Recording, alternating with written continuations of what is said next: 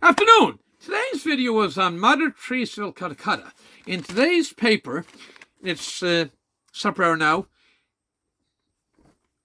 Tuesday, the 26th day of August. And Mother Teresa was born in 1910. I always thought she was Albania. It says here now, present-day Macedonia, which would be part of Yugoslavia, but Albania and Macedonia, Albania and Macedonia are not that far apart.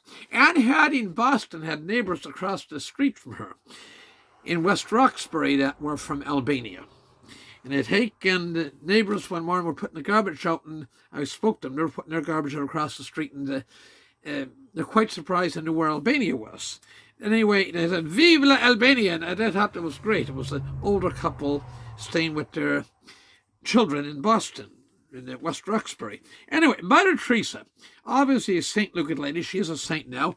She was made a saint. She died in 1997, so she would have been 87 years old. As she lived till today, she'd be 115. Tremendous lady.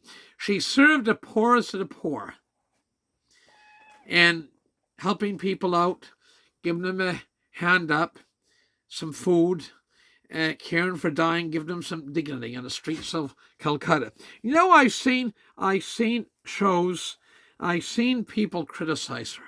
How, in the name of God, could you criticize Mother Teresa? Well, there were flies around the area where she was feeding the people. Well, that's part of the human condition. It's a very hot country, India. Speaking of India, wonderful people nation, India. There was an Indian businessman that gave her a white Lincoln Town Car. This would be in the 70s or early 80s. And she didn't say, "Oh, it's too ostentatious." She gratefully accepted it. "Thank you very much," she told him. And she took the white Lincoln Continental Town Car and she raffled it off.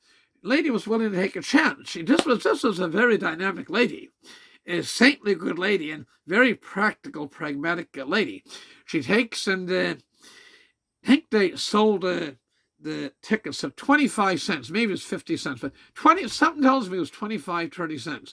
And she raised something like $250,000, approximately $250,000 from that car, and at the white Lincoln Town Car that the businessman, East Indian businessman in Calcutta, India, had given her. And they take anyway.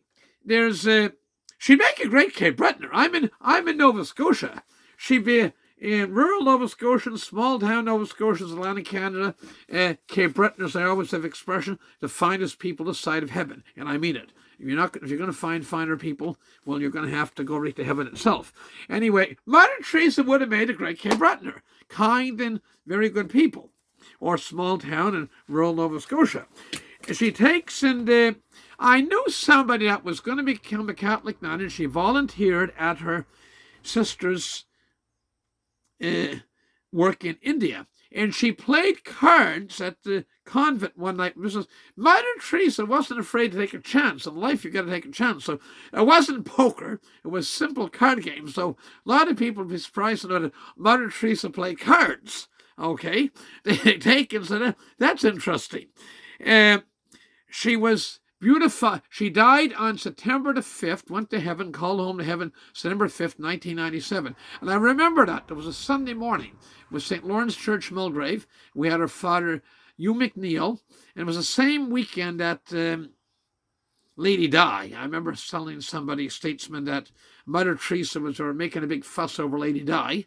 Okay, she had her fun on earth. But Mother Teresa, in a spiritual sense, was true royalty. I repeat that. Mother Teresa, in a spiritual sense, was certainly true royalty.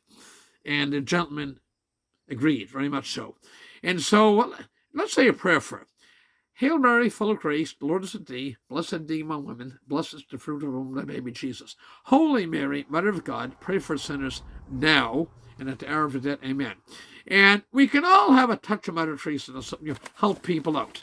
And she was a wonderful lady. She was a small little lady. She met President Trump. President Reagan. When President Reagan almost lost his life, she wanted to see him and come in the White House, and she had a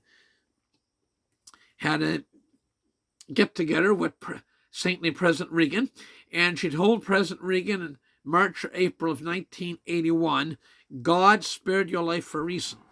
And she was a remarkable lady. It was just a wonderful lady of God, just a remarkable lady. Very pragmatic. She taught people. It starts with S, safari or something, what the people wear in India.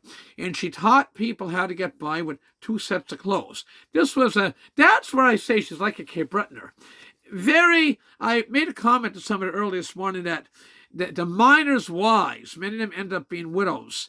The miners' wives would put anybody to shame on their ability to manage money, to survive, keep the family together, to put food on the table with so little, to do so much with so little. So either Cape Bretoners and rural Nova Scotians and small town Nova Scotians people are similar to Mother Teresa, Mother Teresa's like us.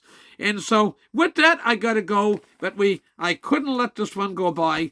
This would have been the 150th anniversary of the saintly Mother Teresa. She was beatified in 2001 by the saintly, and now saint himself, Saint John Paul II. So she was and it goes to show she started out and she went to India.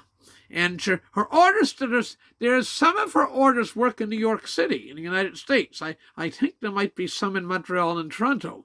But they take and she serves the poorest of the poor and gives people dignity when they're dying and some love and attention and respect. And so her order is still in the go, and there's hundreds, if not in the thousands, of sisters that devotedly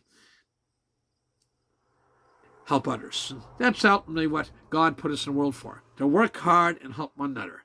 Thank you very much, and share the video far and wide, please. Thank you. Bye for now.